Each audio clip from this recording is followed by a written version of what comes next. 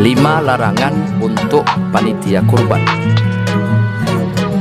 Assalamualaikum warahmatullahi wabarakatuh. Sahabat Istana Ilmu rahimakumullah. Tak terasa sebentar lagi kita akan melaksanakan ibadah kurban di hari raya Idul Adha hingga hari tasyrik pada bulan Zulhijjah. Hampir seluruh masjid dan musolah sudah mempersiapkan diri. Mereka telah membentuk kepanitiaan dengan rapi yang nantinya bertugas mendata pekurban, mengadakan hewan kurban, menyembelih sekaligus mendistribusikan daging kurban kepada yang berhak menerimanya. Meski di zaman Rasulullah istilah panitia kurban tidak dikenal, namun bukan berarti keberadaan mereka tidak dibolehkan. Apalagi di masa kini, panitia kurban sangat penting dalam membantu kelancaran proses penyembelihan hewan kurban hingga penyaluran daging kurban tersebut. Nah, agar panitia kurban tidak menyalahi syariat Islam, berikut ini kami rangkum 5 hal yang harus dihindari oleh panitia kurban agar pelaksanaan ibadah kurban tidak berbuah dosa. Yang pertama, panitia kurban tidak boleh mengambil keuntungan dari pembelian hewan kurban. Di beberapa tempat ada panitia kurban yang sengaja mengambil keuntungan dari pembelian hewan kurban. Misalnya, harga satu lembu yang disepakati bersama pekurban adalah 12 juta rupiah. Namun pada saat pembelian, ada lembu yang harganya 11 juta, sehingga bersisa 1 juta rupiah. Tapi panitia tidak mengembalikan sisa tersebut kepada pekurban, melainkan dia ambil sendiri atau dia bagi-bagi dengan panitia lainnya. Tindakan semacam ini adalah perbuatan haram. Hal ini seakan-akan panitia adalah seorang pedagang yang sedang mengambil keuntungan. Padahal di antara prinsip dalam transaksi jual beli bahwa seseorang tidak diperbolehkan menjual barang yang tidak dia miliki, kecuali jika dia mendapatkan izin dari pemiliknya. Hakim bin Hizam radhiyallahu anhu pernah bercerita, "Aku pernah bertanya kepada Nabi sallallahu alaihi wasallam.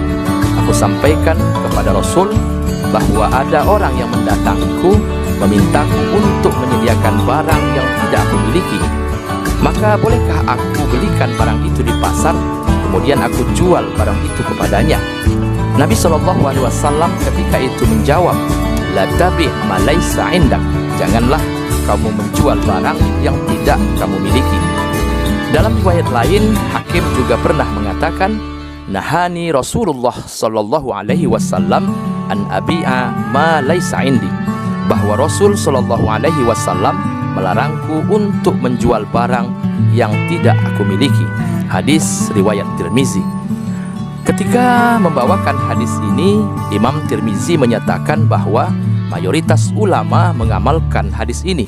Mereka membenci seseorang menjual apa yang tidak dia miliki.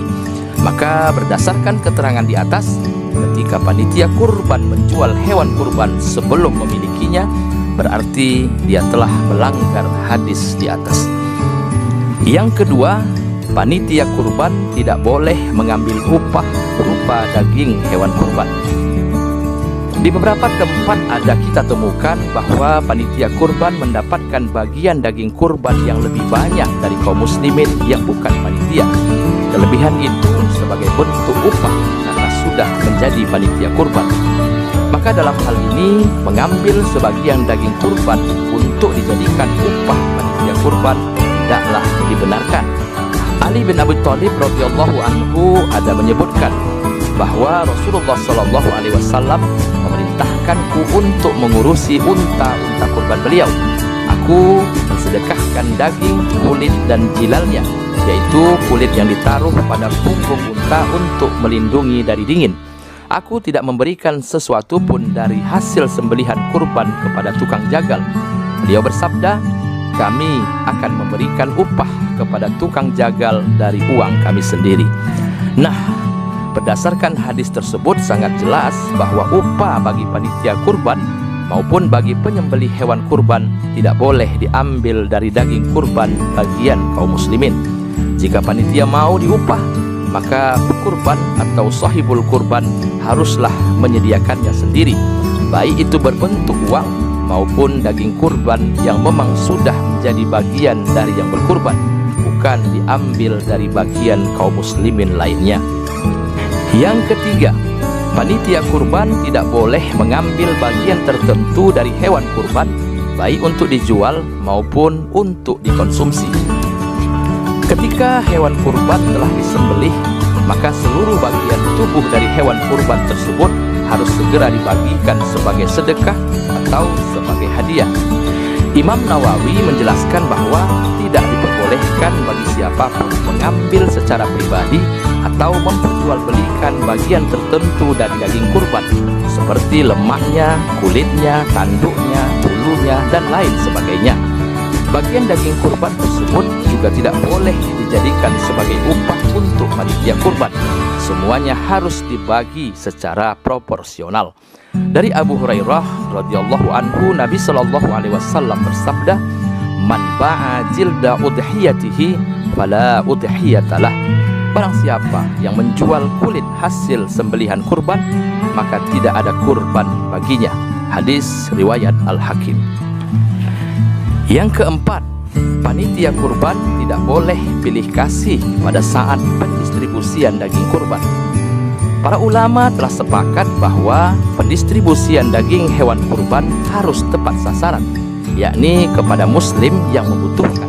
Setidaknya ada 3 kelompok yang berhak menerima daging kurban, yaitu orang yang berkurban atau sahibul kurban yang mendapatkan 1/3 dari daging kurban. Dari perolehan daging kurban tersebut, sahibul kurban boleh memberikannya lagi kepada siapapun. Yang kedua yang berhak menerima daging kurban adalah fakir miskin. Dan yang ketiga, dibagikan kepada tetangga sekitar, teman atau kerabat, meskipun mereka sedang berkecukupan. Tapi bagaimana dengan tetangga kita yang non-muslim? Apakah mereka boleh menerima daging kurban dari kita? Dalam hal ini, Imam Nawawi dalam Al-Majmu' ada menjelaskan bahwa beberapa ulama berbeda pendapat tentang hal ini. Imam Hasan Al-Basri, Abu Hanifah, dan Abu Thawr merupakan ulama yang menetapkan hukum boleh membagikan daging hewan kurban kepada non-muslim. Sedangkan Imam Malik dan Al-Laits berpendapat makruh.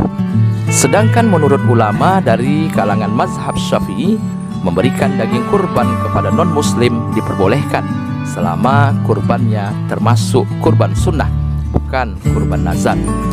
Maka berdasarkan penjelasan tersebut, panitia kurban harus jeli dan bersikap adil dalam pendistribusian daging kurban.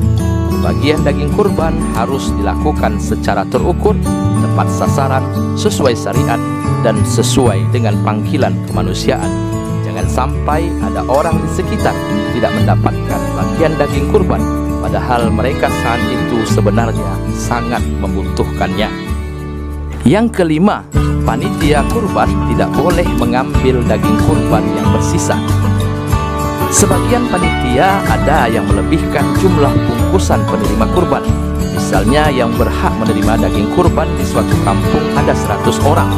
Namun karena dikhawatirkan ada yang belum terdata, maka panitia kurban berinisiatif melebihkannya menjadi 110 bungkus. Setelah pembagian selesai dan seluruh kaum muslimin di sekitaran pelaksanaan kurban telah mendapatkan bagiannya, namun ternyata daging kurban masih bersisa 5 bungkus lagi misalnya, maka 5 bungkus daging itu tak boleh diambil oleh panitia kurban. Mereka harus mencari kaum muslimin lainnya yang belum dapat tapi berhak untuk mendapatkan daging tersebut. Nah, sahabat Istana Ilmu rahimakumullah, itulah 5 hal yang perlu menjadi perhatian panitia kurban di dalam melaksanakan tugas-tugasnya. Jangan sampai panitia kurban melakukan sesuatu yang bertentangan dengan syariat Islam. Semoga bermanfaat. Wassalamualaikum warahmatullahi wabarakatuh.